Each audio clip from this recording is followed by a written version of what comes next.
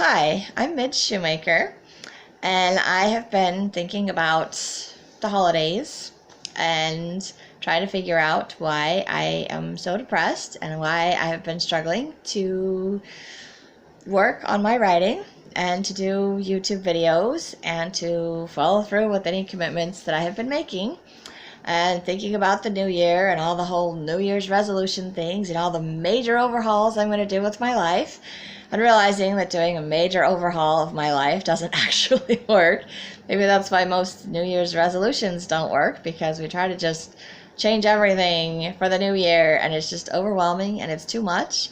And so I've been trying to figure out what I need to do, what I need to change, how to motivate myself to follow through on all of the commitments and goals and things that I have been setting. And so today I was thinking about that a little bit, and I kind of had this little epiphany, little light bulb go off, whatever you want to call it, some inspiration pointing out to me that my problem is my perspective and maybe my motivations behind why I do things, the underlying reasons of stuff.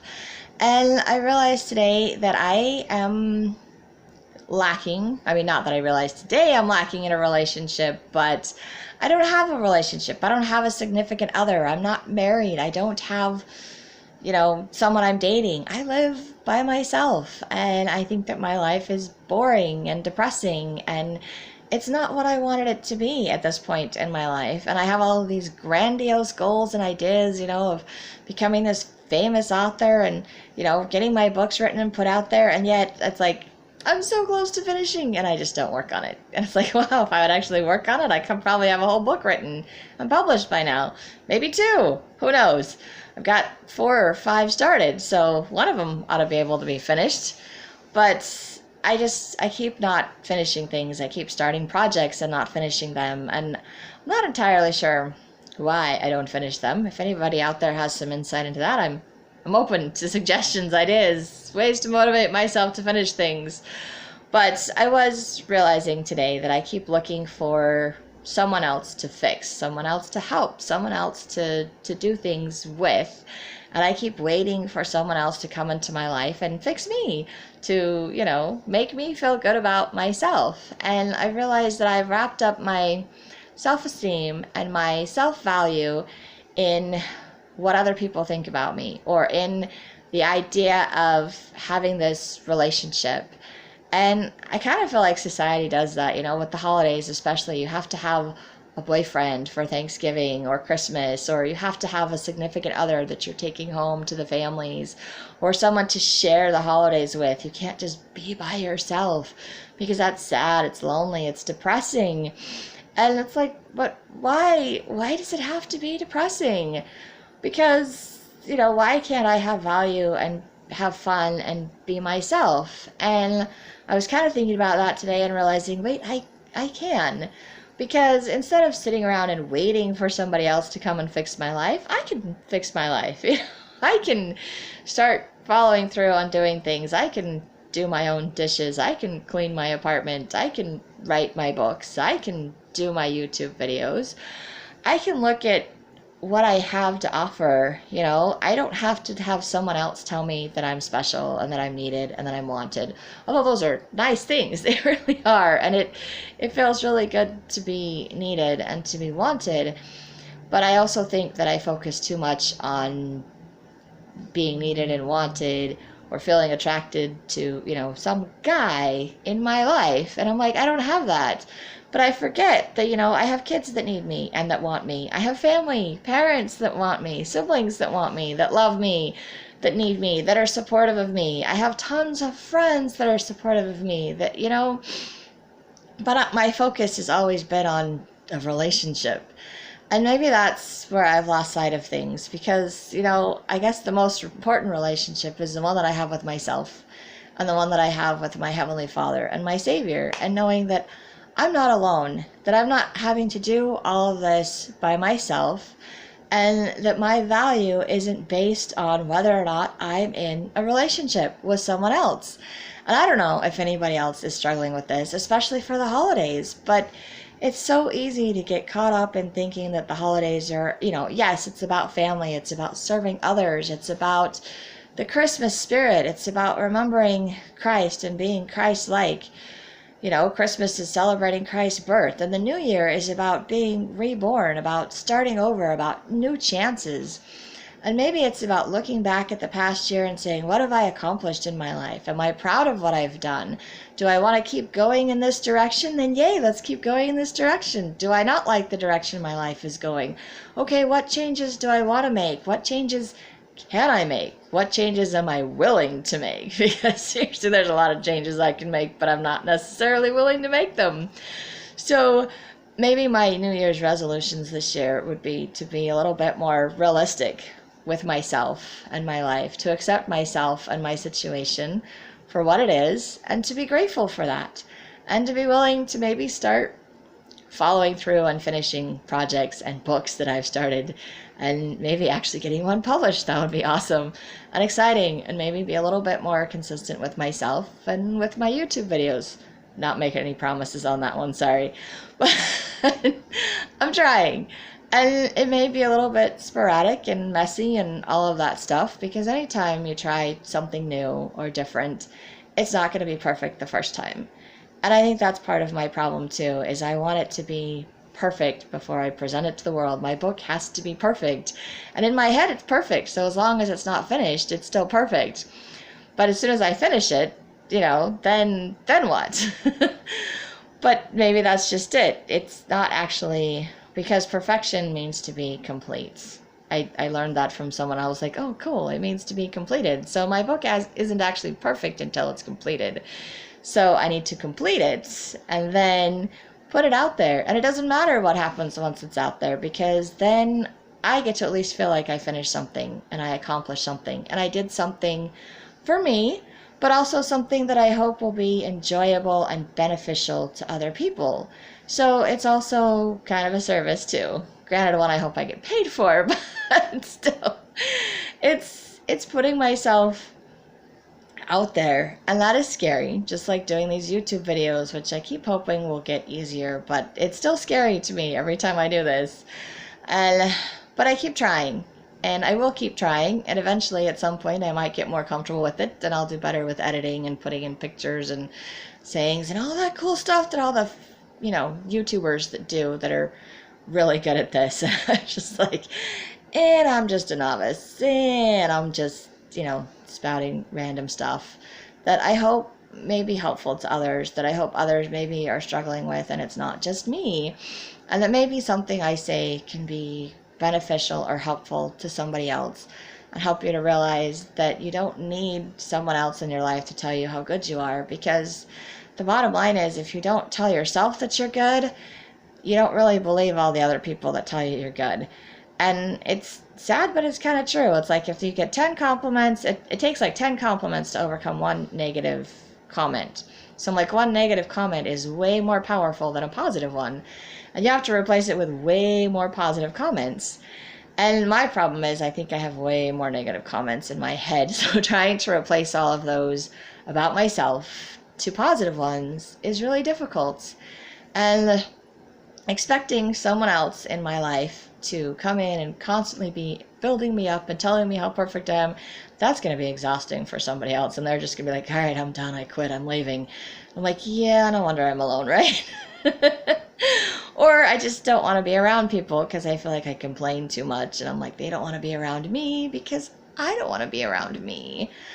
But then the truth is that it's not that they don't want to be around me, it's that I don't want to be around me, but I'm stuck with me. So I need to learn how to love myself and appreciate the talents that I have and use them and do things with them, because I like feeling like I've accomplished things. I like it when I actually make a to-do list and I can check it all off and be like, hey, look, I did everything on my to-do list. I'm even happy if I do half of my to-do list, because I'm like, score!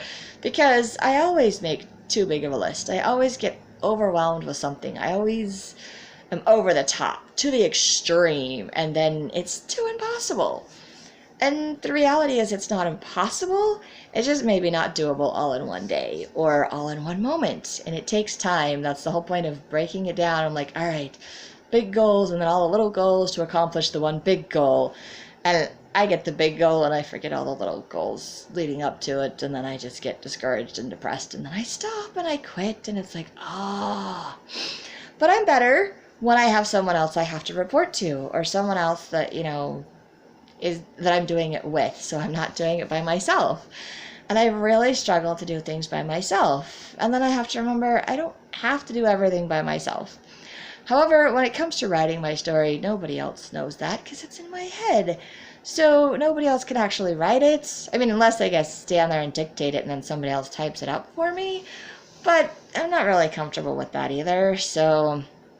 But I also am technically not doing it entirely by myself because I do the writing part and then I share it with my mentor, and then my mentor reads it and she makes nice little suggestions and I go back and fix it so it makes it better.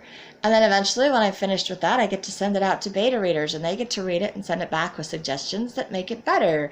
So the only way my writing will be at its best is by getting help and insights from other people. So I'm not doing the entire thing by myself. And I forget that. And I forget that other people, are, I've been talking about my books and they're excited to read them and they want to see them. And it's like, oh, I'm not just disappointing myself when I don't follow through on things. I'm disappointing other people. And my actions or inactions have consequences and they can affect other people's lives. Just like other people's choices can affect my life. And although I don't like the way that my life has been affected by other people's choices, I also have the choice as to how I react or respond to other people's choices and to the situations in my life. And I think lately I haven't been reacting very well. I haven't been acting or responding. I have just been reacting, and I have been very inactive and just thinking, okay, if I don't do everything, it'll just go away. If I ignore it, it'll fix itself. And that doesn't work. It doesn't fix itself. It doesn't go away, and it doesn't get better. And the only way to make it better is to work on it, to work through it, to change my perspective, to realize that things aren't as bleak or as bad as I think they are, to realize that I have value without being in a relationship with someone else. And yes, being in a relationship with someone else would be nice. It would be great. But that's also not going to be perfect because I have communication issues. I don't always communicate well, or I communicate better in writing. And I don't always process information immediately. So sometimes I will come back to a conversation or a subject and be like, hey, I know I said I was okay with this yesterday, but now I've had some time to think about it and I'm not so okay with this anymore. And I know that's got to be frustrating to other people that have to work with me or that listen to me. And that's, but that's how my brain works. So someone that's going to be with me is going to have to be very patient with me. And I would hope that I can be patient with them and things that they do that I don't like, because you're never going to be 100% compatible with someone and never not fight with someone in a relationship. It's not perfect. It's just, you still have to work at it just like anything else. And you have to be consistent in order for it to be successful. And both people have to be willing to make the relationship work. And it goes through rough patches just like life, because life continues to happen. But basing my value, my self-esteem, my life on the fact that I'm not in a relationship it's kind of stupid, because I feel like I have no purpose if I'm not married. I'm like, well, where did I come up with that dumb idea? Because there's lots of other things that I can do with my life and ways that I can help other people and be a part of society and the community, and including doing these YouTube videos. And instead, I'm just like laying around and depressed because my kids don't live with me. I don't have control over what happens with them because I'm not married, because, my ex is an idiot. But, and then it's like I'm just waiting for someone to come in and rescue me. I'm like the damsel in distress, waiting for my knight in shining armor. And my life can't go on until he appears. And it's like, I need to just start rescuing myself. I need to just start taking care of myself. And then maybe as I heal and I get more willing to open up and put myself out there, then I will find Prince Charming or Knight in Shining Armor. But I know that armor is going to get dull and the charming is going to disappear. But, the relationship may or may not work. Hopefully I'll find one that does, and maybe I won't.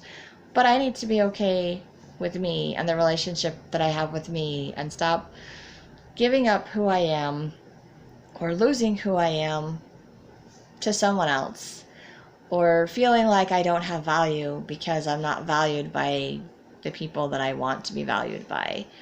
And I don't, but really, if they don't see the value in me, why do I care what their opinion is, right? I mean, why am I letting my ex determine my value? He's the one that decided he didn't want anything to do with me. That's his loss, you know? And I forget that. And I think maybe some of you out there have the same problems, I hope. And I hope that this helps you remember that you have value just because you are a son or a daughter of God. And that the holidays are a time to remember that, to find hope and purpose in life, to see that there's, you know, that maybe you can change, that things can be better, that maybe they're not as bleak as you think they are. You just need to change your perspective and find the good in yourself and the good in others. And that, I think, is what the Christmas spirit is about. That's what the holidays are about, is, you know, Thanksgiving being grateful for everyone and everything, and Christmas finding hope and seeing the good in other people, and that Christmas spirit and being willing to serve and help. And the New Year is all about new beginnings and a chance to start over, to maybe make things a little bit better next year than it was this year, to decide, hey, I'm going to keep going down this path and it's great, or I don't like where I'm going and I'm going to change it. So I hope you guys have some great New Year's resolutions. And like I said, mine is to try to change my perspective, to be more gentle with myself, and to maybe start actually following through on commitments and finishing projects that I've started. And I guess we'll see how well I do with that in the new year. So Merry Christmas and Happy New Year.